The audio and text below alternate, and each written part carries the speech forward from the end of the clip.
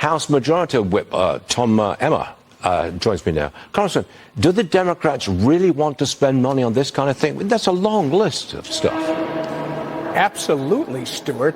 This is the whole goal. They also want to put illegals back on taxpayer-funded health care. Just look at Maxine Waters last week. She said that's exactly what this is all about. They've got some misplaced spending priorities. This is why Donald J. Trump got 77 million votes last November. This is why Americans elected a Republican House and a Republican Senate to deal with this problem. And that's what we have done by passing the Working Families Tax Cut Act back in July that the president signed into law. And now, for whatever reason, I believe it's because the leader in the Senate, Stuart, Chuck Schumer, is literally leading his progressive left, the Marxists that are controlling that radical party, right off the end of the pier with this needless shutdown. Before we end that list of potential spending, I want to pay attention to the last one on the list, which our viewers may not have seen.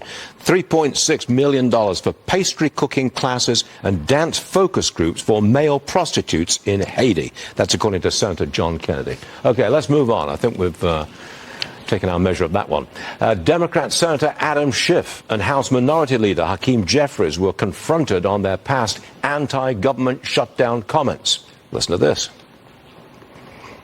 You heard Speaker Johnson, as you're just referencing, criticize Democrats for using the government shutdown to press for an extension of those Obamacare tax subsidies. But you actually did make a similar point back in 2013. Why is now different? So there is a crisis now that we didn't have then. The crisis is far worse now, I should say, than we had then. Why not fund the government and debate extending Obamacare tax credits after the fact? They don't expire till the end of the year. And America is already too expensive for the American people because of the Trump failed policies, the Trump tariffs, and this will make things worse. Congressman, it's amazing how time changes. That was then, this is now. But I would like to point out that now we have a deficit every year of approaching $2 trillion. Yeah, well, first off, those are two bad examples. Adam Schiff is a proven liar. He is about as dishonest a human being as you're going to find. And poor Hakeem is nothing more than a cartoon character at this point, playing some kind of ridiculous part. The fact is, Chuck Schumer supported this exact clean CR just 6 months ago, and so did all the Democrats in the Senate.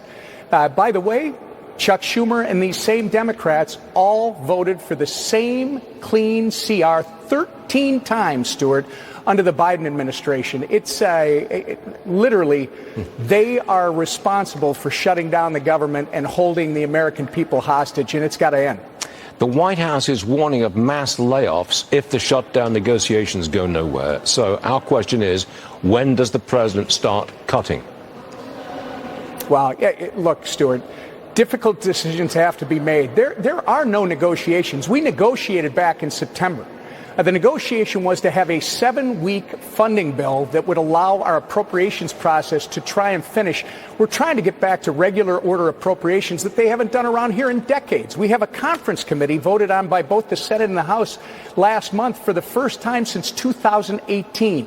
This funding bill is necessary to get people back to the table, and if they don't do it, Stuart, the administration has to do what's in the best interest of the country and the American people.